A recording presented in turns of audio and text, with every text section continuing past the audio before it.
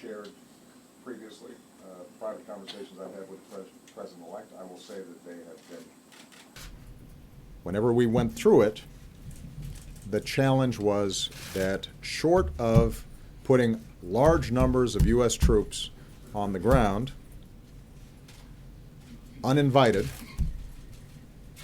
without any international law mandate, without sufficient support from Congress,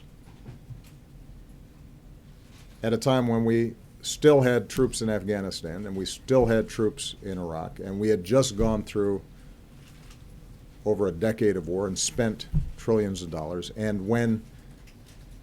the opposition on the ground was not cohesive enough to necessarily govern a country, and you had a military superpower in Russia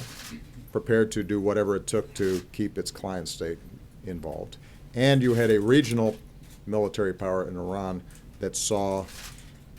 their own vital strategic interests at stake and were willing to send in as many of their people or proxies to support the regime. That in that circumstance, unless we were all in and willing to take over Syria, we were going to have problems. And that everything else was tempting because we wanted to do something and it sounded like the right thing to do, but it was going to be impossible to do this on the cheap.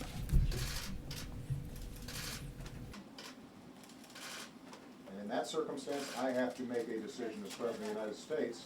as to what is best. I understand the impulse to want to do something.